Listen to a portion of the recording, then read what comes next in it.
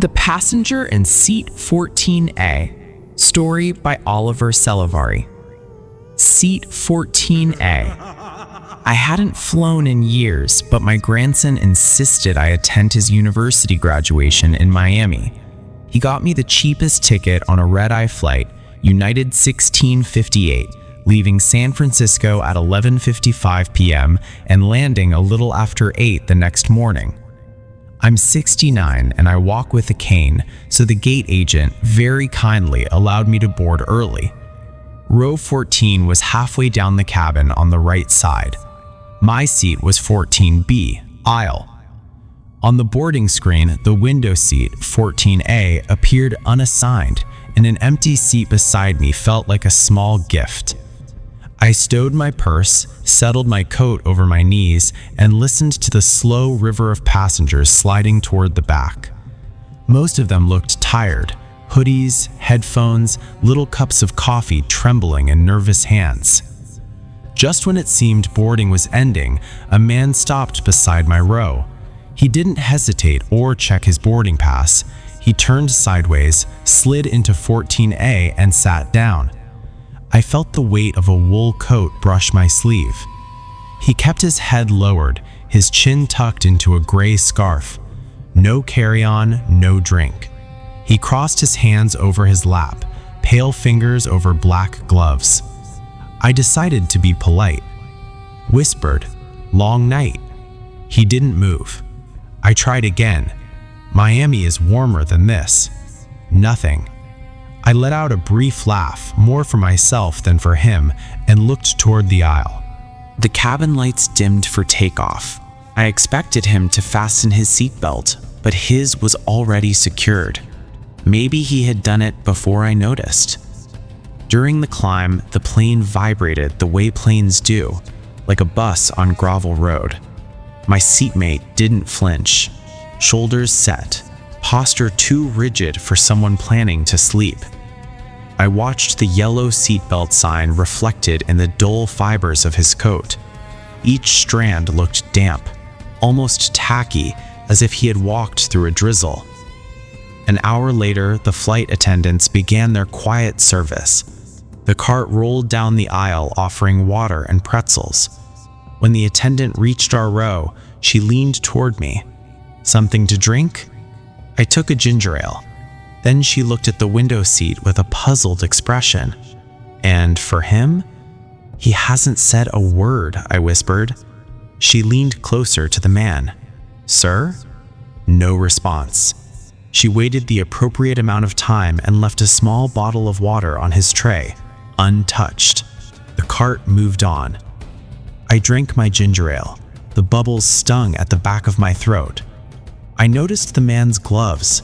The leather gave back no shine from the cabin, as if they absorbed the light.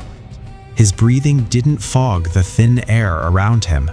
I must have fallen asleep because I woke in darkness except for the glowing aisle markers and the faint spill of a screen 3 rows ahead. My watch read 3:07 a.m. My neck was stiff. I stretched a little and felt the sleeve of the man's coat pressing against my arm again, as if he had leaned toward me while I slept. The pressure was steady, not the accidental touch of turbulence. "Sir, could you give me a little space?" I said. Nothing.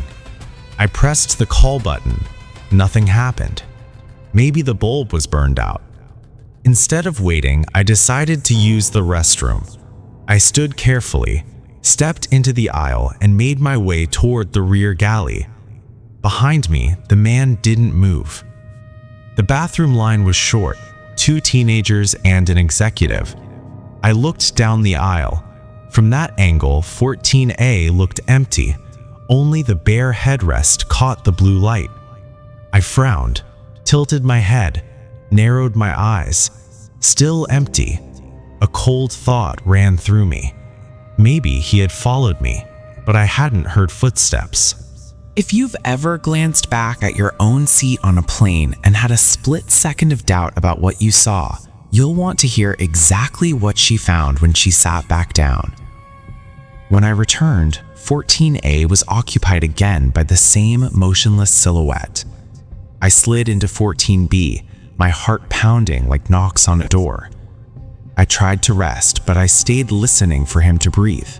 I heard nothing, only the constant hum of the engines, and now and then the clink of glasses in first class.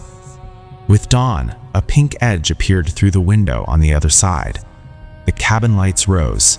The lead attendant announced we would begin our descent and asked everyone to straighten their seats.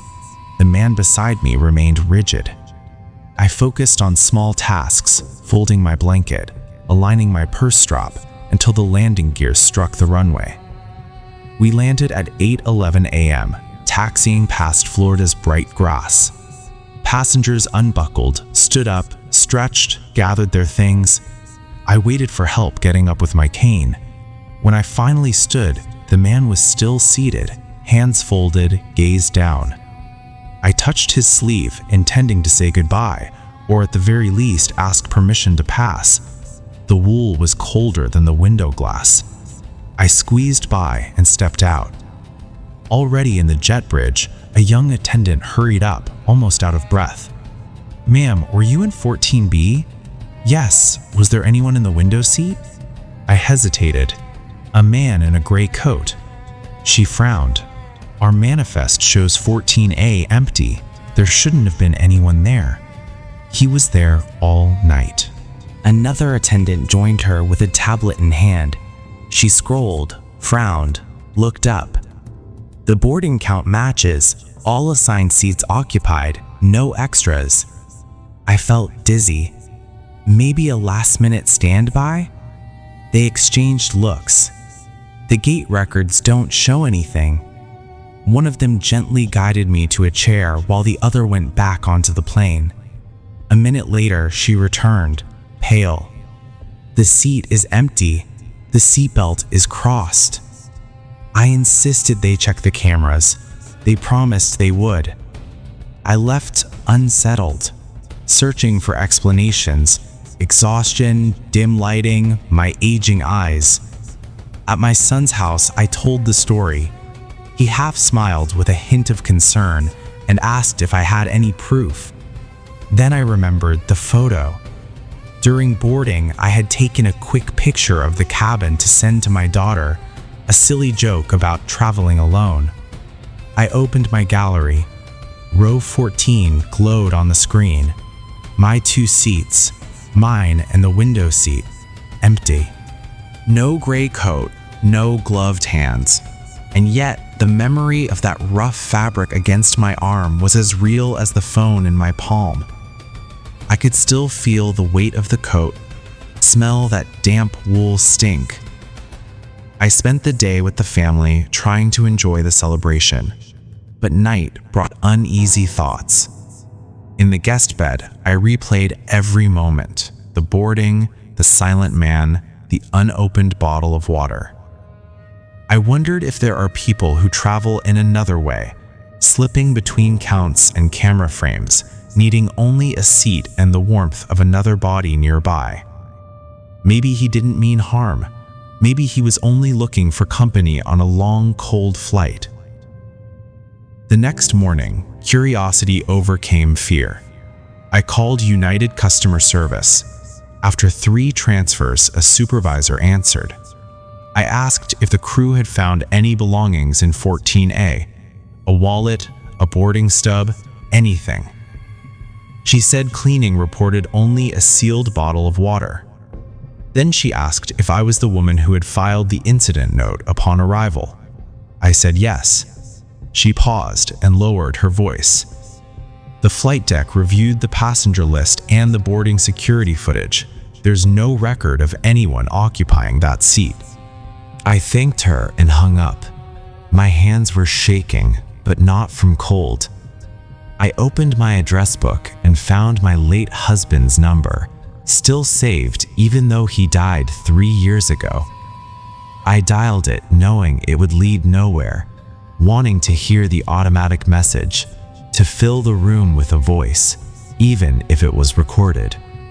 Outside, distant traffic hummed like airplane engines. The photo she took as a joke for her daughter became the only proof she had, and it proved the opposite of what she needed it to. Every camera, every manifest, and her own photographs showed seat 14A empty all night. Yet she felt his coat, heard nothing from him, and watched him vanish and reappear. Do you believe she truly shared her row with something that wasn't there? Or do you think exhaustion and a dim cabin explain what she experienced? Not a movie. This is a true horror story told by someone who actually lived through it. That's all for this story.